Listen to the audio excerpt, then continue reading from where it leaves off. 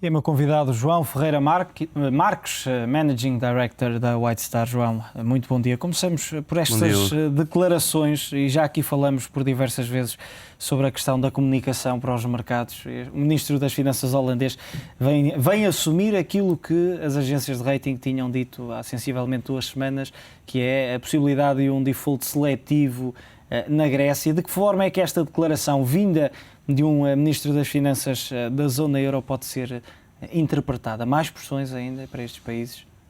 Não, significa pura e simplesmente que aquela solução que tinha sido discutida irá acontecer.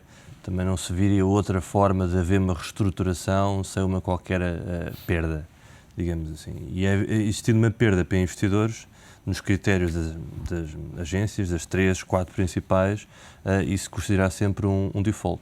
E a discussão que tem existido nas últimas semanas, inclusive com alguma celeuma entre o BCE e os governos centrais, juntamente com as agências, é pura e simplesmente irem de encontro a essa questão e tentarem argumentarem que não chegaríamos a uma situação de default.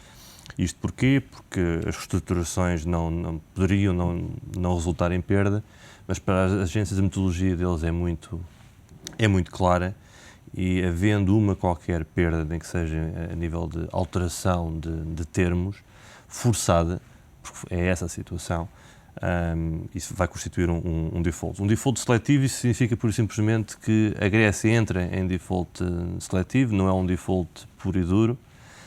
Isso quer dizer que em vez de entrarem usando a terminologia das agências em D, é SD e é emissão e emissão que eles classificam como default ou com um rating superior. E o que vai acontecer com certeza é que serão as notas de mais curto prazo, as obrigações de mais curto prazo que serão afetadas, porque vão ser essas que vão ser reestruturadas.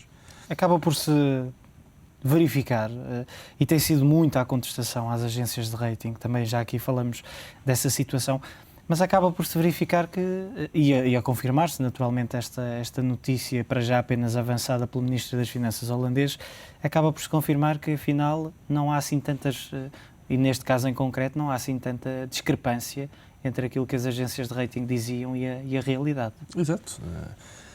Não obstante os problemas que as agências têm, que o mercado tem e que também podem falhar, naturalmente, nas avaliações. Podem falhar e que falham e que as metodologias, e que muitas vezes não aplicam as metodologias de forma correta, mas também existem mecanismos, elas próprias assumem que existem mecanismos de apelo, a terminologia mesmo esta de apelo, se um emitente não está satisfeito com o rating,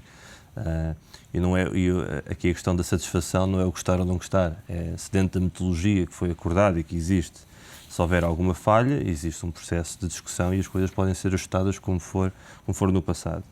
A situação que estamos aqui a ver é que não há muita volta a dar e aquilo que as agências dizem estão-se neste momento a cingir à metodologia. E estamos agora a falar numa situação em que, e falamos por nós próprios, por não gostar de uma situação em si, inclusive a classificação, é que estamos agora a reclamar da situação. Se olharmos, em caso não de empresas, mas de países que entraram em default nos últimos anos, porque houve alguns casos, e olharmos já para o ano passado, houve um país, salvo erro só, que foi a Jamaica. Acho que ninguém se recorda muito dessa questão, e entraram em default exatamente porque houve uma troca de obrigações. E com uma perda de, salvo erro, a troca à par das obrigações foi 90% e o valor atual foi 80%, ou seja, muito acima das perspectivas de haircut que seriam aplicadas, por exemplo, à Grécia. E entraram em default, a metodologia é isso que diz, e neste caso em concreto as agências têm vindo a avisar que caso a reestruturação passe por algo que vá contra a metodologia, que é clara, vão entrar em default. E agora já estamos a ver, pura e simplesmente, alguns políticos europeus, neste caso o ministro holandês, exatamente a salientar que poderá ser esse o caso. Olhando para outras questões, por exemplo, a questão dos credit default swaps continuam a disparar e parece que não têm nesta altura um teto, um limite para subir, continuam a subir diariamente. Hoje, por exemplo, ao início da manhã, os CDS sobre as obrigações italianas a 5 anos eram os que mais subiam em todo o mundo. Acaba por haver, e é sempre uma questão muito sensível falar-se destes temas, mas acaba por haver muita especulação nesta altura. Aqui, sem dúvida, sem dúvida. Temos falado muito e houve-se comentários e de insatisfação em relação às agências, que as agências condicionam o mercado. Eu recordo-me de críticas passadas às agências que eu acho que ainda se continuam a aplicar, que as agências muitas vezes são obrigadas a reagir ao mercado e não ao contrário. E os CDS são um puro exemplo deste facto. As agências têm também ligações e têm de controlar também e seguir o mercado, porque apesar de terem as suas metodologias, também têm que ver qual é o sentimento do mercado. É uma espécie de teste interno em relação à situação, à análise que eles têm, tanto em nomes individuais, quer neste caso às dívidas soberanas. E se olharmos para os CDS de Portugal, Grécia, etc., os CDS têm sempre uma taxa de default implícita. É um cálculo razoavelmente fácil de fazer, ou seja, para um determinado spread do CDS existe uma taxa de default implícita. E se categorizarmos, mais uma vez, todas as agências têm probabilidades de default diferente para cada categoria de rating, mas são muito semelhantes, também mudam em relação a cada produto, mas as diferenças não são substanciais. Se fizermos um pequeno exercício de comparar qual é a probabilidade de default que, por exemplo, os CDS aplicam a Portugal ou à Grécia, e qual seria o rating correspondente, e os ratings das agências, as agências estão a ser bastante generosas. Porque seriam ainda ratings piores, tendo por muito base... piores. Aliás, Portugal estaria na classe C, com certeza. Não estaríamos a falar de BA, de BA2 ou BB. E certamente não investment grade, como ainda está pela Fitch e pela S&P. A questão dos CDS, a mim o que me intriga mais é que temos vindo a ver estas discussões à volta das agências e como elas condicionam o mercado, e não em relação aos CDS, que é pura e simplesmente o sítio onde se revela e verifica maior nível de especulação, e não tanto na troca efetiva das obrigações. Quando se fala dos juros, muitas vezes isso é uma reação ao que se passa nos CDS, porque no CDS é onde vemos puros especuladores. Os hedge funds? Os hedge funds. Vi uma estatística que há alguns dias que indicava para que cerca de 80% do mercado é especulativo. O CDS é uma espécie de seguro, não é um seguro porque tem características bastante diferentes de um seguro. Uma delas é precisamente, não é necessário ter o bem.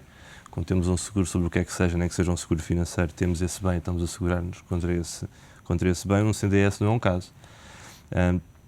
E sendo um instrumento de especulação e condicionando o mercado, inclusive aquelas contrapartes que utilizam efetivamente os CDS como um instrumento de gestão, isto tem um impacto enorme no mercado. E fala-se de regular as agências.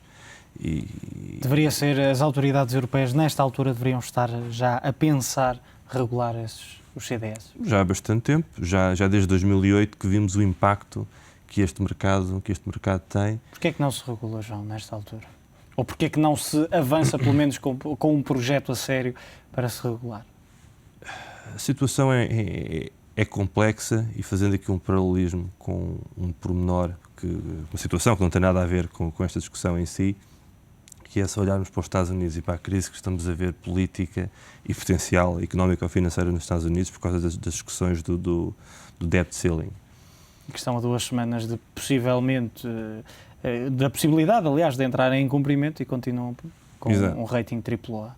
Um dos pontos mais importantes, aparentemente, pelo que se lê nas discussões entre republicanos e democratas, é o facto de que os republicanos pretendem manter um tax break que alivia de uma forma fantástica precisamente os detentores e os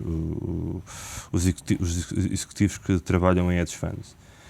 Isto, por simplesmente, significa que, no caso concreto dos Estados Unidos, existe um lobby muito forte. Na Europa, talvez não. Mas, de facto, isto seria um mercado que teria que ser regulado, porque tem um impacto enorme e direto nos mercados. Muitas vezes é, neste caso, as agências que vão atrás do mercado e não são as agências, não é o mercado que reage às agências. e quando uma grande percentagem destes participantes não são sequer entidades reguladas. Isto é uma situação que não faz muito sentido. Estamos a falar mais uma vez de agências quando há situações mais concretas, digamos que deveriam ser uma zona analisadas. mais nebulosa dos mercados e que acaba por prejudicar muitos países, incluído também neste grupo Portugal.